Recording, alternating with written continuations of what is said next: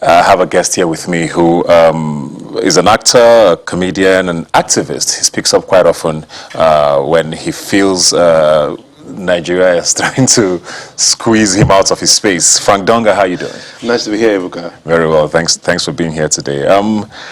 How have you been? You know, I like to ask this now, because, you know, in Nigeria, we just say how far, people say I did. But Nigeria is in a very interesting space right now. So when you say, how have you been? You know, I tend to get very different answers from people now, because people are going through a lot. How have you been? I'm going to answer the first question too. Yes. How far? Nah, it looks very far. Okay. If you take it on the surface level, things look very far. But how have I been? I've been hanging in there, praying earnestly that the next day is going to be better for Nigeria than the previous one. Yeah.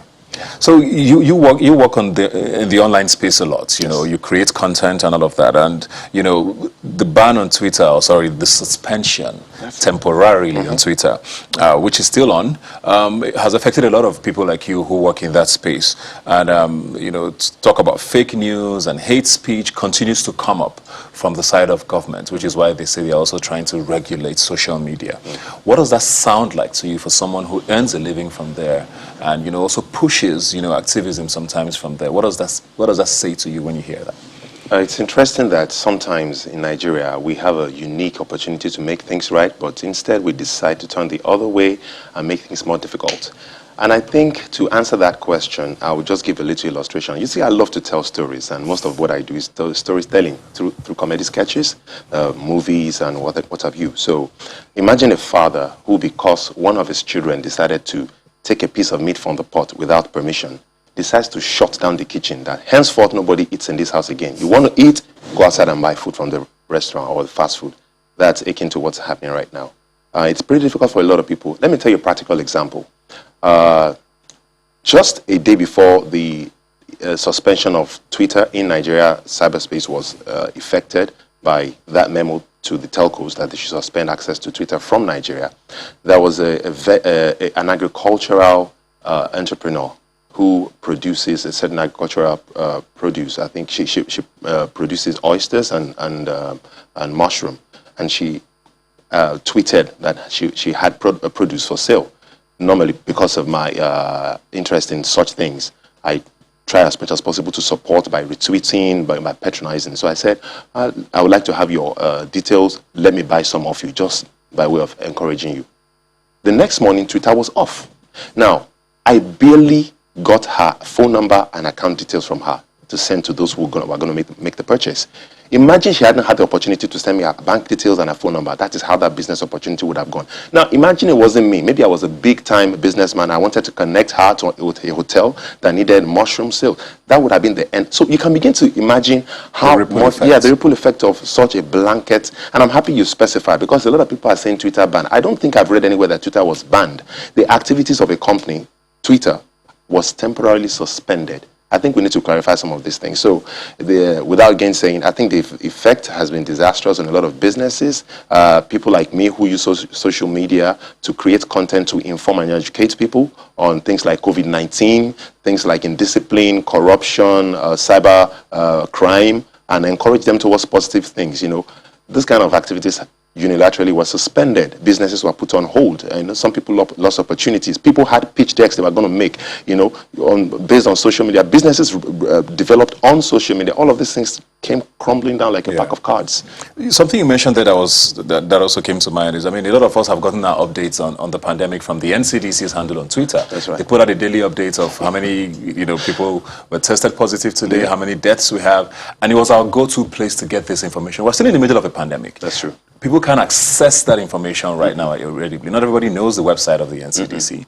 So Twitter was the place for that. So that in its own is even a different problem that, you know, people are fighting. But, you know, talking about, you know, the media and this talk which we had with the guests earlier about almost sort of stifling people from speaking up, you know, and young people use Twitter as their avenue, you know, to do that.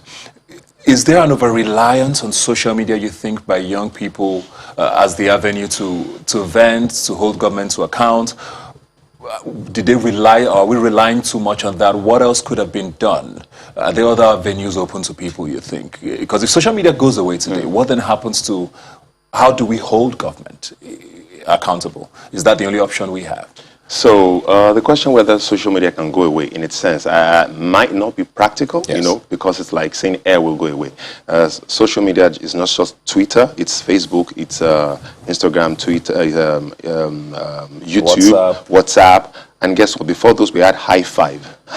You know, they've been around for a while, you know, yes. we had, you know, so there were a whole lot of social media platforms that were developed before this. So if these particular ones we're referring to now go down, there's TikTok, you know, there's a whole lot of them. Others will come up.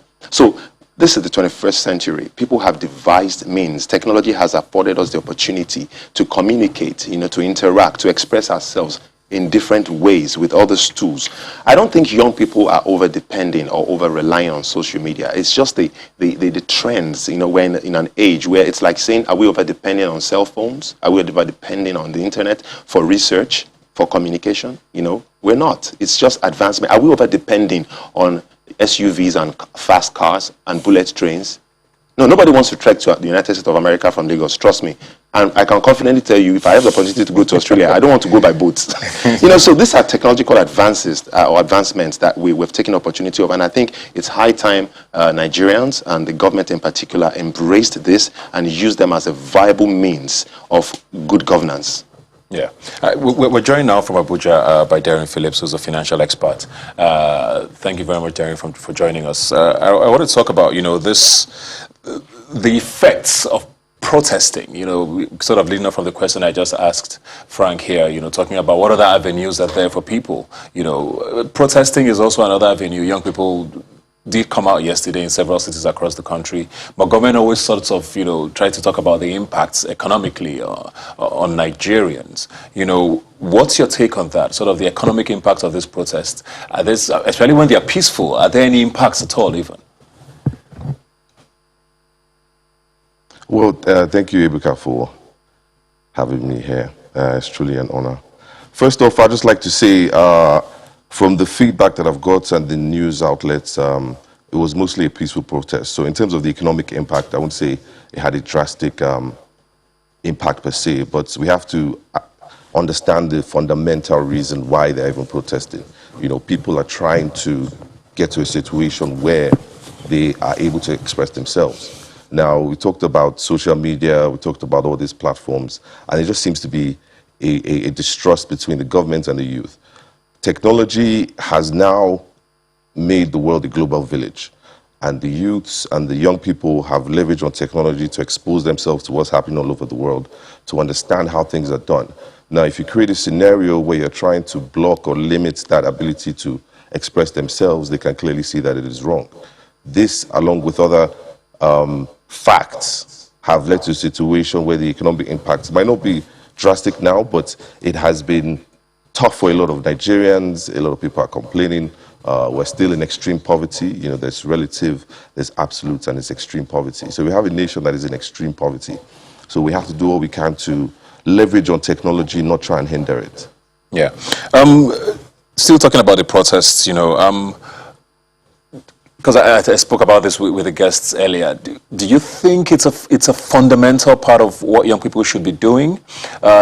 Speaking away now from it being an whatever economic impact it has, what are your thoughts on, you know, peaceful protests? Because we get time and time again a reaction from government saying, once you see people outside, you know, the trucks are rolled out. We saw trucks and, you know, vans in Lagos yesterday, even before we woke up in the morning, for a peaceful protest. You know, what are your thoughts on government's reaction constantly to peaceful protests?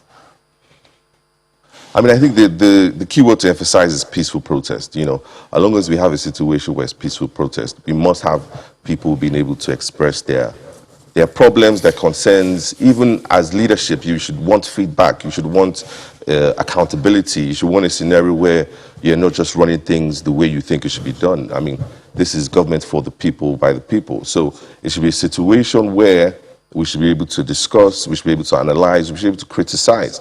And protest by all means, as long as it's peaceful, you know, as long as the message is being delivered, I mean, this is democracy. And, you know, Nigeria is a very interesting nation. It's a nation full of people with different tribes, different languages, different backgrounds. So by that basis alone, we must have different opinions. Now, those opinions must be able to be voiced from time to time. Everybody must have the opportunity to say how they feel. Now, whether that is being implemented, whether it's, you know, it's whatever they say is being used, that's a different scenario, because it's rule of the majority that counts. So you have to have an avenue for people to be able to talk and be able to express their concerns, even for the very sole basis of accountability alone. You can't let people run the ship without having feedback. All right, we're going to take a break now. When we'll come back, we'll still have Frank Donga and Derry Phillips here talking about Democracy Day and the right to protest and everything around that. Please don't go away. All right, welcome back. We're still talking Democracy Day and protest and the right to peaceful protest. Frank Donga is still here with me. And I want to ask you directly, in Nigeria, do you think protests work? To be honest, if I was going to go by the fallout effects of the October 2020 protest, I think yes, to some extent. Protests still do work.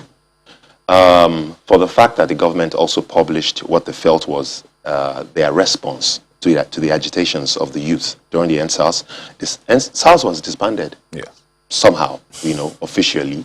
I mean, that's some kind of result. I mean, we have to look at that and celebrate it, no matter how small and discouraging other events that followed might be. But the fact is, yes, protests are potent. If not, why do they want to clamp down on it? Because, to be honest, I don't think I expressly heard any reason. Before we would hear stuff like we've received intelligence report that hoodlums want to pay. Hoodlums? Hoodlums, these are not ghosts. I mean, we're calling ghostbusters for those. But if so-called hoodlums, according to intelligence reports, are planning to do something, then your intelligence source should tell us who they are, where they're coming from, comprehensive. But no, the term hoodlums, we've received intelligence report that hoodlums want to hijack a protest, looks like a blanket excuse to send in the units, the law enforcement. So to answer your question again and re-emphasize, I think protests do work in Nigeria. We just need to be more strategic with it. So I guess that's my next question. So what is that more strategic? Because I see that a lot on social media when people say, oh, so what do we do now?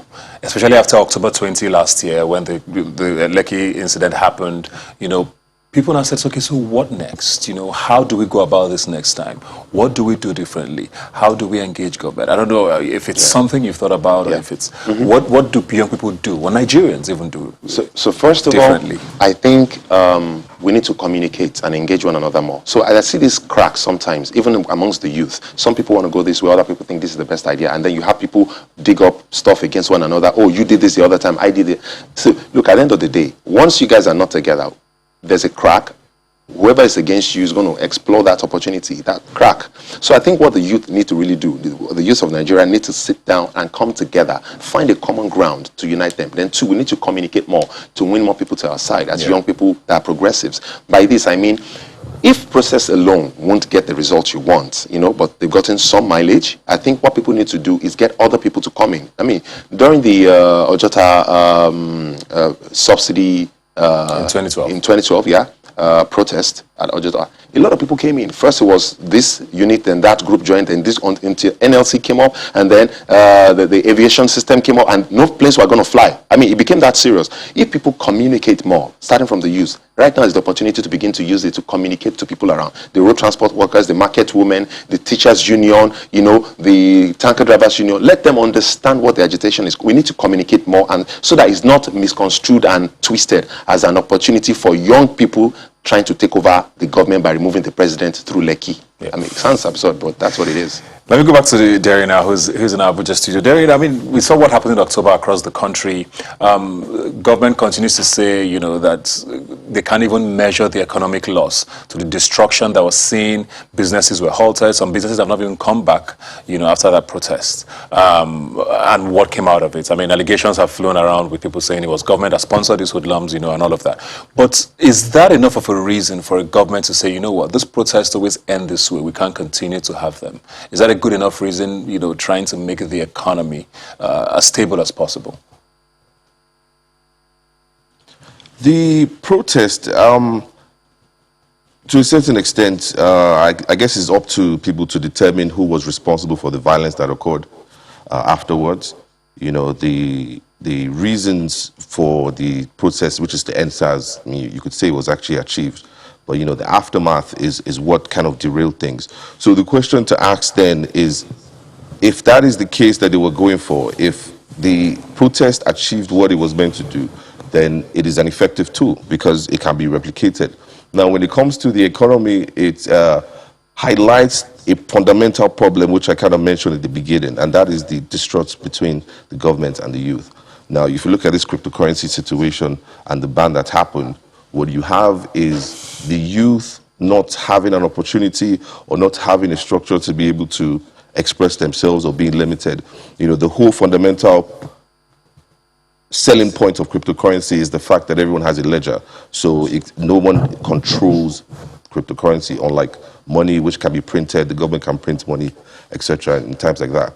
But because cryptocurrency cannot be controlled and because everyone has an ability to have a ledger, a copy of all the transactions that occur, that means that it is accountable, it is transparent, and it is a tool for the youth to be able to access the world. Now, this is a global village. Technology has taken steps to ensure that we can all communicate with each other in seconds, we can conduct transactions, and, you know, it's high time the government latches onto this innovation that is coming up with the youth, rather than see it as a threat. You know, latch onto it and see how they can use it for the greater good.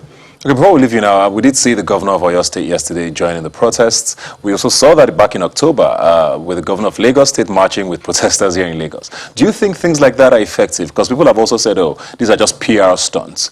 But they might be good, even if they are PR stunts. Or if they are just PR stunts and not have any effects afterwards, what is the point? You know, what do you think about, you know, when government officials show or act like they understand these things? Do they work in any way, you think? Well, I think in terms of empathy, it will probably work. In terms of showing the people that you're with them, you know, having leaders that, you know, address and show concern, it's definitely a good sign of leadership. It's definitely a good way of connecting with people. I think the most important thing is, what are the objectives of the protest and are they achieved? You know, if the governor or whoever joins the protest and then yet whatever that is being protested about is not implemented, then, you know, that's just a PR stunt. But if you have a scenario where the protests are actually happening, the governors are joining, they hear their concerns, and then they implement whatever it is that is requested, that is a win-win for everybody. Okay, thank you. Frank Doga, very quickly, you know, what do you see the future of social media being in Nigeria today? Are you worried, or are you hopeful that this too shall pass? Well, very quickly. I would have been worried, but I know this administration has 2 years left. I mean, so whatever worries anyone has probably is only going to last about 2 years, hopefully. But, you know, going beyond that, I think, of course, people are going to grow more into responsible use of social media because, yes, one of the talking points from the administration is that Twitter was such a potent tool for fake news. And like I keep saying, even with my comedy sketches and I put it on social media, the most effective way to counter misinformation or disinformation or what we call fake news is putting out facts out there. And I think the government is overlooking a very serious, a very huge opportunity to directly come to the level of the youth and interact with them. I mean, some of the most loved figures in entertainment, in business, in Nigeria, on social media, have been that loved because they are very accessible through social media. Yes. Imagine what happens if some of your favorite governors and politicians and even the president himself interact with people on social media. So I think people are going to be more responsible with their use of social media, but the government needs to see it as a positive tool for development and not clamp down on it or pick people up indiscriminately because they express their opinions on social media. Thank you very much, Frank Donga. Thank you very much, Darren Phillips, for joining us from Abuja. And thank you very much for watching the show today. Please do stay safe out there, and I'll see you next Sunday.